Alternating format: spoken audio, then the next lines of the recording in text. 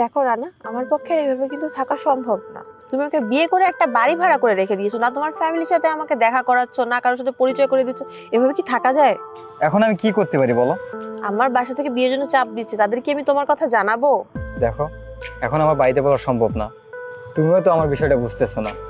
আমি তো পড়ালেখা করতেছি, আমি তো আমার বাড়িতে বলতে পারবো না। পড়াশোনা করতে একটা পার্ট টাইম জব তো করতে পারো। তোমার বয়সে একটা ছেলে কি একটা চাকরি করতে পারে না? তুমি চাকরি এতটুকু যদি দায়িত্ব না নিতে পারো তাহলে বিয়েটা করছো কেন? আর কবে সময় হবে? 1 বছর পার হয়ে গেছে, আর কবে সময় হবে আমাকে বলো। আচ্ছা সত্যি করে বলো তো, তুমি কি শুধু তোমার শরীরের চাহিদা মেটানোর জন্য বিয়েটা করেছিলে? চুপ, একদম চুপ। আর একটা বাজে কথা বলবো না তুমি। ভাইয়া, তুমি এইখানে কেন? আমাকে এখানে দেখে খুব অবাক হচ্ছিস? না ভাইয়া। আচ্ছা বাদ দে, মেয়েটাকে। মেয়েটাকে মানে মেয়েটা আমার ফ্রেন্ড, আমার বেস্ট ফ্রেন্ড। ও আচ্ছা, তাই না? তুমি ওর সঙ্গে একসঙ্গে পড়াশোনা করো? জি ভাইয়া। কি নাম তোমার? হ্যাঁ তিথি। আচ্ছা ঠিক আছে, তুমি এখন একটু বাসায় যাও, সোহেলের সাথে আমার একটু কথা আছে। আচ্ছা ভাই, আসসালামু আলাইকুম, ভালো ওয়ালাইকুম থাকবেন। আসসালাম। ভাই আমি যাই। আরে দাঁড়া, তুই যাবি কোথায়? তোর সাথে আমার কিছু কথা আছে।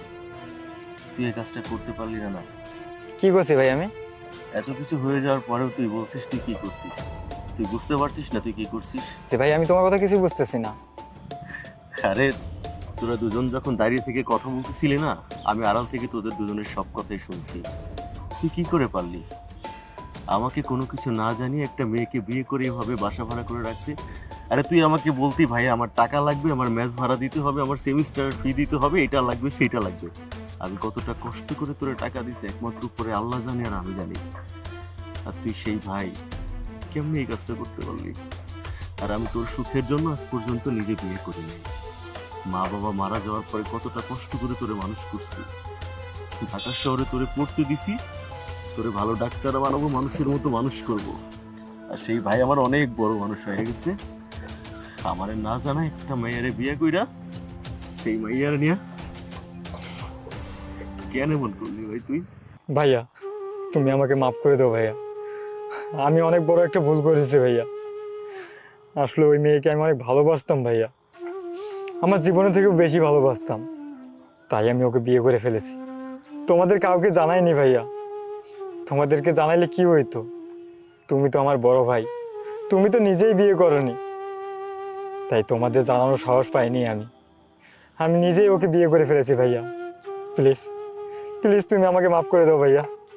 আরে যে ভাইয়ের সুখের জন্য আমি আমার জীবনের সবটুকু সময় পার করে দিছি, আর আমি সেই ভাই একটা মেয়েকে ভালোবাসে, তার ভালোবাসার মানুষটাকে পাওয়ার জন্য আমি তাকে সহযোগিতা করতাম না? তুই একটাবার তোর এই ভাইকে বলে দেখতি, আমি তোর জন্য তো আমি আমার নিজের জীবনটাও দিয়ে দিতে পারি। কিন্তু কষ্ট লাগছে এটা ভেবে যে তুই বিয়ের মতো এত বড় একটা কাজ করছিস, সেটা আবার আমাকে না জানিয়ে। এটা না আমি মাইনে নিতে পারতেছি না। কেন এমন করলি ভাই? তুই আমার একটাবার বলতি। আরে রাকিব আছে না, আমাদের স্বাস্থ্য ভাই রাকিব, ওই দিন আমারে ফোন দিয়ে বলতেছে যে ভাই আপনার ভাই রানারে দেখলাম একটা মাইয়ার লগে পার্কের মধ্যে বসে আছে, ওইখান থেকে করে ফলো করছি, দেখলাম দুইজনে মিলে একটা বাসার মধ্যে ঢুকে গেছে। আমি ওরে অনেক বকা দিছিলাম, আমি ওর কথা বিশ্বাস করি নাই। ও আমাকে বলছে কি জানিস, যে ভাইয়া যে ভাইয়ের জন্য এত কিছু করতেছেন, আমার কথা বিশ্বাস করতেছেন না, আমারে বকতেছেন, আপনি গিয়ে দেখেন আপনার ভাই কি করে। আমি তার জন্যই আজকে আসছি। আর এসে যেটা নিজের চোখ দিয়ে দেখলাম আর নিজের কানে যেটা শুনলাম না, আমি আমার নিজেরই বিশ্বাস করতে পারতেছি না। আরে তুই আমার ভাই, তুই আমার একটাবার বলতি। আচ্ছা ঠিক আছে, তুই মন খারাপ করিস না। শোন, যেহেতু বিয়েটা করেই ফেলেছিস, আর এভাবে লুকিয়ে রাখা যাবে না। তিথিদের বাসায় গিয়ে ওর বাবা মার সাথে আমি কথা বলবো। আর শোন, ওই যে সৌদিতে আমাদের মামা থাকতো না, মামা আসছে, মামা বলছে যে তোর একটা চাকরির ব্যবস্থা করে দিবে। আর তো কোনো টেনশন আসছে? কোনো টেনশন নেই, চল।